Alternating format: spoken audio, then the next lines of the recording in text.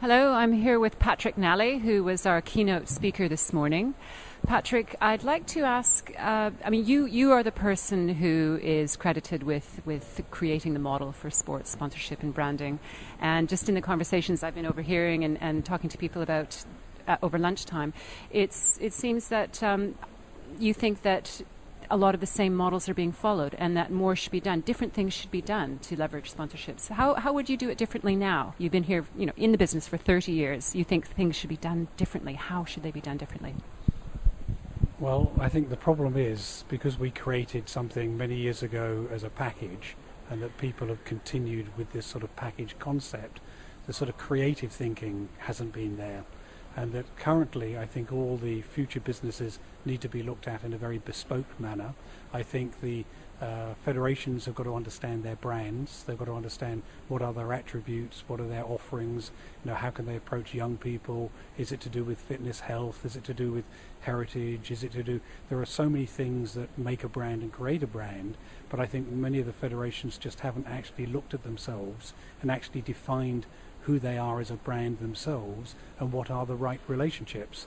They've just gone out to try and sell a few rights and still go out to try and sell a few rights without really taking into consideration who and what they are.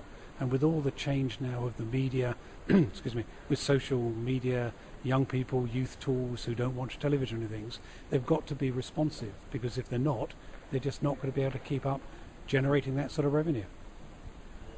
I have a teenage son and two young daughters who aren't particularly interested in things like, I suppose, the athletics world championships or the Olympics. It's not really on their radar the way it was when I was a child. How can you reach these children? What can brands be doing to reach children? Which is quite right, because young people don't watch television. The audience of athletics and Olympics is getting older and older and older, and just creating a youth Olympics doesn't mean anything. One's got to look at youth tools, one's got to look at Facebook, one's got to look at Zinger and Playdom and the people that are accessing young people, and one's got to look at how their own product, their own brand can actually capture that space.